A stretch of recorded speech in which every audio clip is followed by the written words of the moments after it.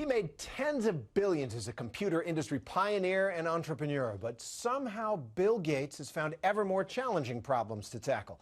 Tonight he talks with my co-anchor Bill Weir about his work to heal the world in tonight's Nightline interview. As of tonight, Bill Gates is no longer the world's wealthiest man. But he didn't lose that title, he gave it away. And as a result, he can point to a different kind of scoreboard. How many lives do you think you've touched since you founded this? Well, it's easiest to measure in the health work, where over 5 million lives have been saved. Yes, the cutthroat businessman who once lived to release software is now more apt to release a jar full of mosquitoes to help raise malaria awareness. We'll let those roam around the auditorium a little bit there.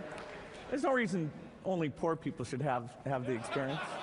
And you may laugh when bloggers claim that he is better than Batman, but it's hard to find another single person who's done more to ease human suffering. You've almost eradicated polio from India. There was one case in a country of 1 billion people last year. Yeah, it was January 13, 2011.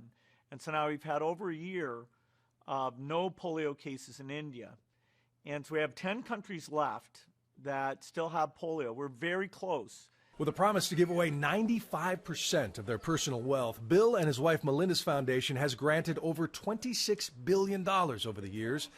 But their mission to save the world may get a lot more controversial with the release of his newest annual letter, which describes a plan to feed the world's exploding population with more genetically modified crops.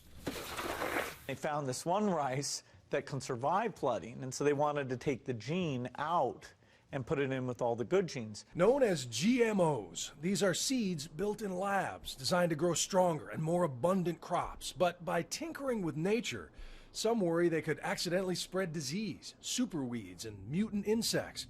And several countries around the world refuse to grow them.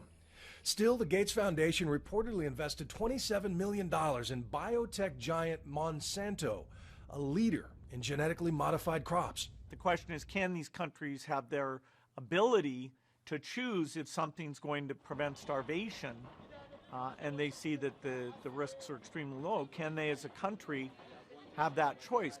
Big companies like Monsanto, they have the patents not only on the seeds, but the weed killer. And so farmers, both in America and India, then have to buy both in order to survive. It's very expensive. The seeds we're working on for the poor countries, there's absolutely no payments, no royalties of any kind. We go to the big companies and say, will you help us?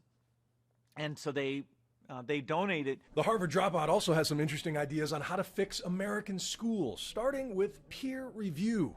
He wants to let the top 2% of teachers float from class to class, teaching other teachers what works and what doesn't. So you think good teachers can be made? They're not born that way.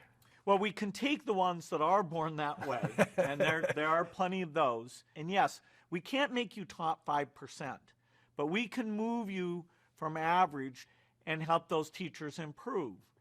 There's been a little bit of distance now since the passing of Steve Jobs. I'm really intrigued by the anecdote at the end of Walter Isaacson's book about how in his final months you came to his house and the two of you spent a couple hours together reminiscing and really made peace. He and I always enjoyed talking. He would throw some things out, some stimulating things. We talk about the other companies that have come along. We talk about our families and how lucky we've both been in terms of the women we married. It was great, great relaxed conversation. How did his passing affect you? Well, it's very strange to have somebody who's so vibrant and made such a huge difference and been a kind of a constant presence. It makes you feel like, wow, we're getting old, and you look back and think about the great opportunities we had to have a big impact. Does it give you any added sense of urgency? Well, I hope I still have quite a bit of time for the focus I have now, which is the philanthropic work. You got to stay healthy to see that happen. I'm hoping, malaria eradication, I need a couple decades here to fulfill that opportunity.